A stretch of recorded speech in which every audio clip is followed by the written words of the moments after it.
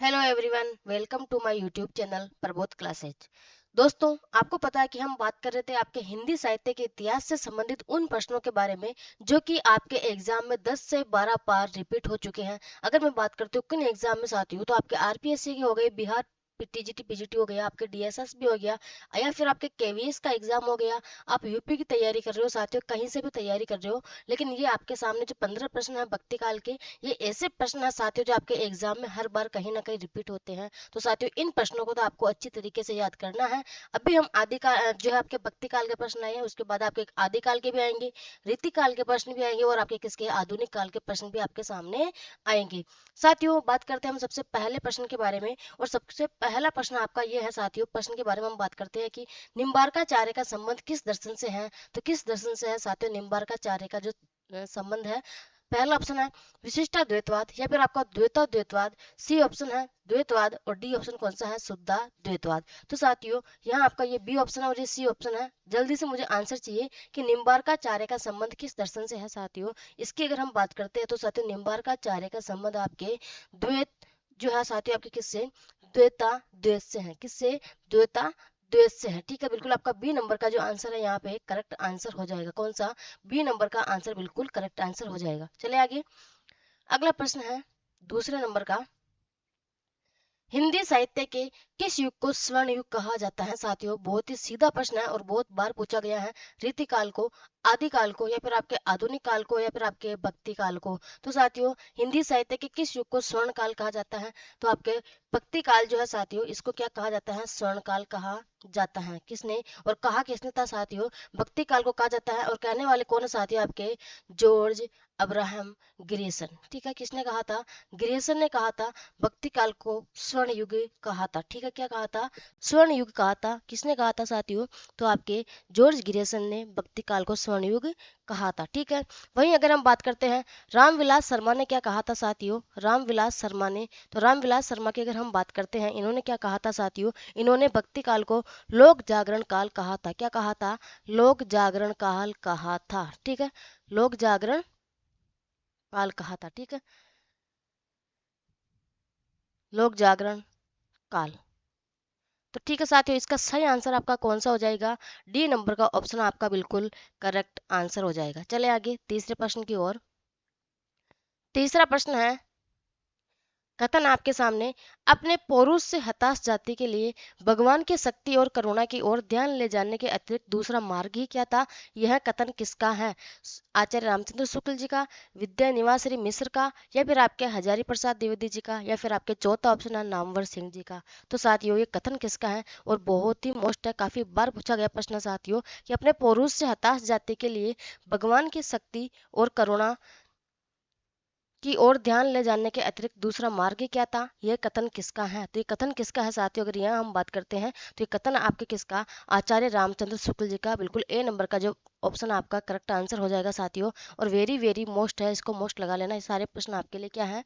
Most है। ठीक है, चले अगले प्रश्न की ओर। चौथे नंबर का प्रश्न है, आलवार वैष्णव की संख्या कितनी थी? तो साथियों, आलवार वैष्णवों की संख्या कितनी है? पहला ऑप्शन है 9, दूसरा है 10, तीसरा ऑप्शन है 11, या फिर आपके चौथा ऑप्शन है 12। तो साथियों, आलवार वैष्णव की संख्या कितनी थी? यहाँ हम बात करते हैं तो इनकी संख्या कितनी थी साथियों?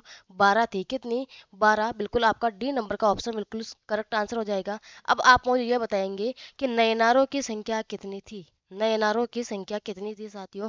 कमेंट करके बताना। मैं हर एक प्रश्न का जो है स्टूडेंट का आंसर बिल्कुल देखूंगी। ठीक है, चले पांचवें प्रश्न की ओर। पांचवा प्रश्न है आपके, द्वैतवाद के प्रणेता हैं। द्वैतवाद के प्रणेता कौन है? मध्वाचार्य, वल्लभाचार्य, या फिर रामानुजाचार्य, या फिर आपका डी ऑप्शन है रामानंद। तो साथियों, द्वैतवाद के प्रणेता कौन है? जल्दी से आंसर कि द्वैतवाद के प्रणेता कौन है साथियों? मध्वाचार्य, वल्लभाचार्य, या फिर आपके रामानुजाचार्य, या फिर आपके रामानंद? द्वैतवाद के प्रणेता। अगर हम साथियों यहाँ बात करते हैं कि द्वैतवाद के प्रणेता कौन है, तो आपके अगर यहाँ ऑप्शन नंबर हो जाएगा कौन सा? मध्वाचार्य। बिल्कुल ठीक है, आपको पता है कि द्वैतवाद के प्रणेता कौन है? मध्वाचार्य। वल्लभाचार्य साथियों, वल्लभाचार्य, इसके इसका दर्शन कौन सा है साथियों? अगर हम बात करते हैं शुद्धा द्वैतवाद। कौन सा? शुद्धा द्वैतवाद। ठीक है। रामानुजाचार्य, इसका दर्शन कौन सा है? तो विशिष्टा द्वैतवाद, विशिष्टा द्वैतवाद, है ना। और अगर आगे हम बात करते हैं रामानंद, तो साथियों रामानंद का कोई जो है साथियों आपका नहीं है। ठीक है। तो आपके वल्लभाचार्य के जो है दर्शन कौन सा हो गया?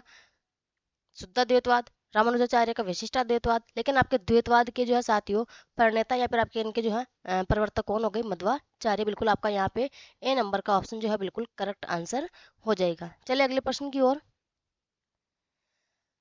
छठे नंबर का प्रश्न है साथियों और मोस्ट बिल्कुल, प्रभु जी तुम चंदन हम पानी, जाकी अंग अंग बास समानी, ये काव्य पंक्तियां किस संत कवि की हैं? कबीरदास की, रैदास जी की, संत पीपा की, या फिर आपके नानक देव की? प्रभु जी तुम चंदन हम पानी, जाके अंग अंग बास समानी, तो ये पंक्तियां किसकी है साथियों? संत रैदास की है। किसकी? संत रैदास की। बिल्कुल आपका बी नंबर का जो आंसर है करेक्ट आंसर हो जाएगा। चलिए अगले प्रश्न की ओर।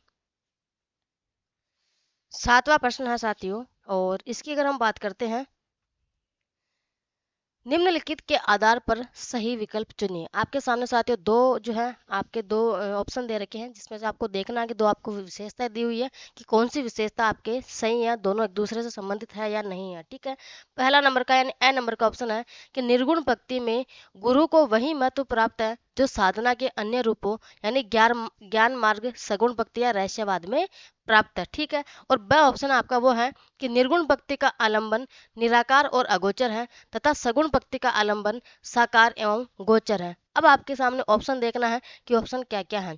पहला ऑप्शन है ए और ब दोनों गलत है, ए सही है और ब गलत है, ए और ब दोनों सही है, या फिर आपका ए गलत है और ब सही है। इसका सही आंसर क्या हो जाएगा साथियों? अगर यहाँ हम बात करते हैं तो ए और ब आपके क्या है साथियों?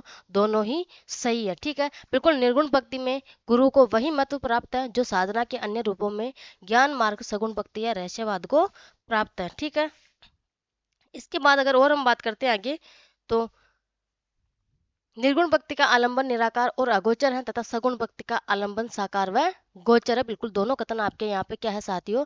सही है। तो आपका यहाँ पे सी नंबर का जो आंसर है बिल्कुल करेक्ट आंसर हो जाएगा। चले अगले प्रश्न की ओर। आठवें नंबर का प्रश्न है, कौन सा कथन असंगत है? बिल्कुल साथियों असंगत कथन बताना आपको। आपके सामने चार ऑप्शन है और चारों ऑप्शन में से कौन सा कथन है जो कि आपके असंगत है। पहला ऑप्शन है कि कृष्णगढ़ नरेश महाराज सावंत सिंह ही प्रसिद्ध भक्त कवि नागरीदास है। बी ऑप्शन है नागरोनगढ़ के राजा संत पेपा ने स्वामी रामानंद से दीक्षा ली थी। सी ऑप्शन है जम्बनाथ ने अपने आदर्शों के प्रचारार्थ ब्रह्मा संप्रदाय की स्थापना की थी।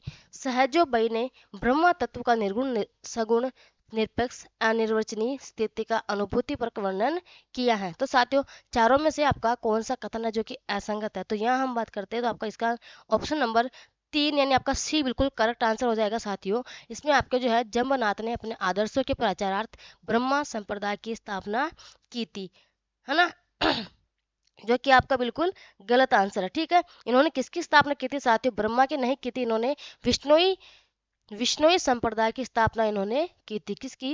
विष्णुई संप्रदाय की इन्होंने स्थापना की थी। इसलिए ये आपका जो है सी नंबर का ऑप्शन बिल्कुल गलत आंसर हो जाएगा। तो आपका यहाँ पे सी नंबर का ऑप्शन बिल्कुल सही आंसर है। ठीक है। चलिए आगे अगले प्रश्न की ओर। नौवां प्रश्न है, कबीरदास की भाषा कैसी थी? कबीरदास की भाषा कैसी थी साथियों? अगर हम इसकी बात करते हैं सदुकड़ी, खड़ी बोली, अवधि या अपभ्रंश, तो कबीरदास की भाषा कैसी थी साथियों? सदुकड़ी, खड़ी बोली, अवधि या अपभ्रंश? इसकी अगर हम बात करते हैं तो कबीरदास की भाषा कैसी थी? सदुकड़ी भाषा थी। आपका ए नंबर का जो ऑप्शन है बिल्कुल करेक्ट आंसर हो जाएगा। बहुत ही सीधा साधारण प्रश्न था और काफी बार एग्जाम में पूछा भी गया है साथियों। मोस्ट लगा लेना इसको। इसका सही आंसर क्या हो जाएगा? ए नंबर का आंसर इज वेरी करेक्ट। ठीक है। चलिए आगे प्रश्न संख्या 10, कबीर की उलटबाशियों में कौन सा रस प्रमुख है? साथियों बिल्कुल मोस्ट प्रश्न है कि कबीर की उलटबाशियों में कौन सा रस प्रमुख है? वियोग रस, करुण रस, शांत रस या फिर आपका अद्भुत रस? तो साथियों कबीर की उलटबाशियों में कौन सा रस प्रमुख है? तो आपके अद्भुत रस जो है साथियों कबीर की उलटबाशियों में प्रमुख है। ठीक है। चलिए बिल्कुल आपका डी नंबर का आंसर इसमें करेक्ट आंसर हो जाएगा। अगला प्रश्न है 11वें नंबर का और बहुत ही महत्वपूर्ण प्रश्न है साथियों। काफी बार पूछा गया प्रश्न है ये भी, काफी बार। ठीक है। प्रश्न है, भाषा पर कबीर का जबरदस्त अधिकार था, वे वाणी के डिटेक्टर थे, उक्त कथन किस आलोचक का है? वेरी वेरी मोस्ट है साथियों कि भाषा पर कबीर का जबरदस्त अधिकार था, वे वाणी के डिटेक्टर थे, उक्त कथन किस आलोचक का है? आचार्य रामचंद्र शुक्ल जी का, राम कुमार वर्मा का, परशुराम चतुर्वेदी जी का, या फिर आपके आचार्य हजारी प्रसाद द्विवेदी जी का?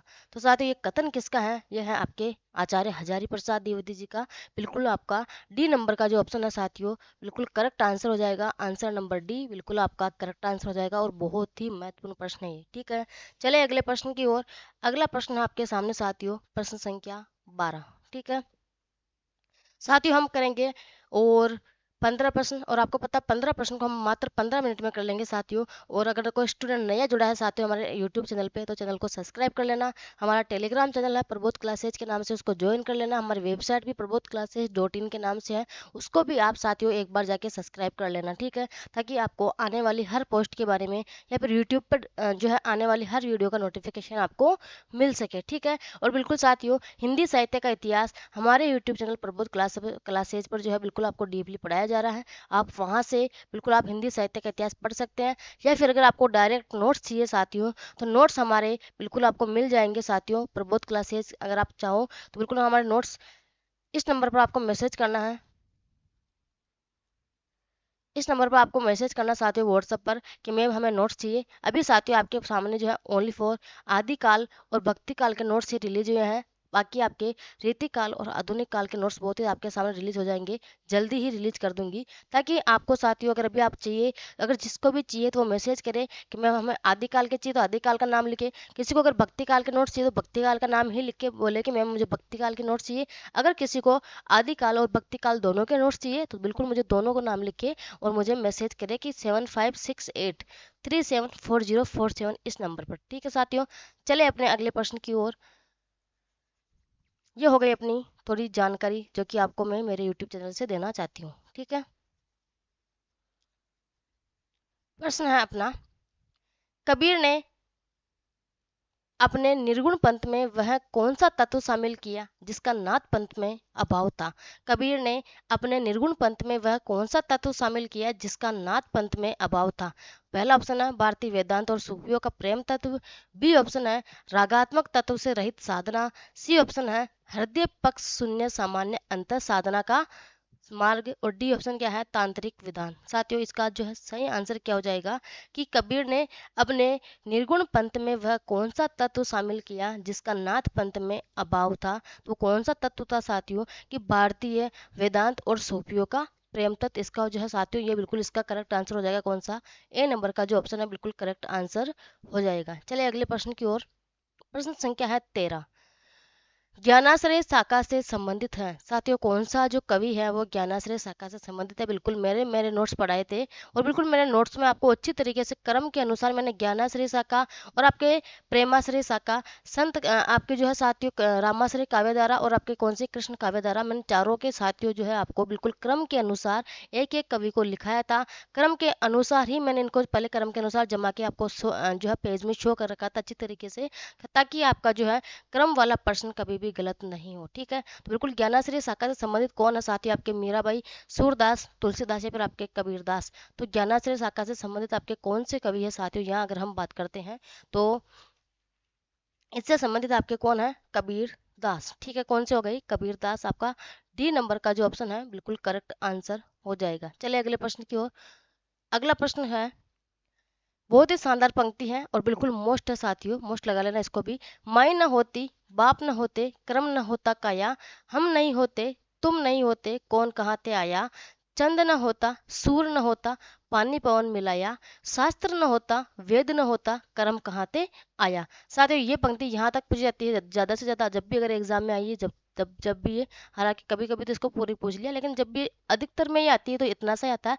माई माई न होती, बाप न होते, कर्म न होता काया, किसकी पंक्ति है? या फिर अगर आपको थोड़ा और ज्यादा मिलती है तो हम नहीं होते, तुम नहीं होते, कौन कहाँ से आया, किसकी पंक्ति है? यहाँ तक आपको जो बिल्कुल अच्छे से याद होनी चाहिए। बाकी की आपको अगर याद नहीं हो आगे तो भी आपका काम चल जाएगा। तो साथियों ये उपयुक्त पंक्तियाँ किसकी है? संत कबीर की, संत नामदेव की, संत रैदास की, या फिर आपके संत मलूक दास की। तो साथियों ये उक्त पंक्तियाँ किसकी हैं? ये उक्त पंक्तियाँ किसकी है साथियों आपके सामने? तो हम बात करते हैं कि ये पंक्तियाँ आपके संत नामदेव की हैं। किसकी? संत नामदेव की। बिल्कुल बी नंबर का जो ऑप्शन है आपका करेक्ट आंसर हो जाएगा। चलिए अगले प्रश्न की ओर। आज का अपना अंतिम प्रश्न है और वेरी वेरी मोस्ट है साथियों, इसको मोस्ट लगा लेना। वेरी मोस्ट है। प्रश्न है आपके सामने। साथियों हमने मात्र 15 मिनट में अपने कितने प्रश्न किए हैं? 15 प्रश्न किए हैं। ऐसे ही आगे प्रश्न देखने के लिए हमारे यूट्यूब चैनल प्रबोध क्लासेज को जरूर सब्सक्राइब करके रख ले, ठीक है। कथन है, भाषा बहुत परिष्कृत और परिमार्जित न होने पर भी कबीर की उक्तियों में कहीं कहीं विलक्षण प्रभाव और चमत्कार है। प्रतिभा उनमें प्रकृति, इसमें संदेह नहीं। पंक्तियों के लेखक कौन है? साथियों ये जो कथन है इसके लेखक कौन है? डॉक्टर नगेंद्र, आचार्य हजारी प्रसाद द्विवेदी, राममूर्ति त्रिपाठी या फिर आपके आचार्य रामचंद्र शुक्ल जी। तो साथियों इसके जो है लेखक या फिर इसके जो है लेखक कौन है साथियों? आचार्य रामचंद्र शुक्ल जी। आपका डी नंबर का जो ऑप्शन है बिल्कुल करेक्ट आंसर हो जाएगा। कौन सा? साथियों डी नंबर का जो ऑप्शन है आपका बिल्कुल करेक्ट आंसर हो जाएगा कि ये कथन किसका है? आचार्य रामचंद्र शुक्ल जी का कथन है। साथियों अगर वीडियो अच्छे लगे तो वीडियो को शेयर करना जितना हो सके, और आप साथियों डेली ऐसे मोस्ट प्रश्न देखने के लिए, हर एक काल के मोस्ट प्रश्न देखने के लिए, या फिर आपके व्याकरण के, काव्य शास्त्र के भी आपके जो है मोस्ट प्रश्न देखने के लिए आप हमारे यूट्यूब चैनल प्रबोध क्लासेस को सब्सक्राइब करके रख ले। धन्यवाद। शुभ दिन आज के लिए। राम राम सा।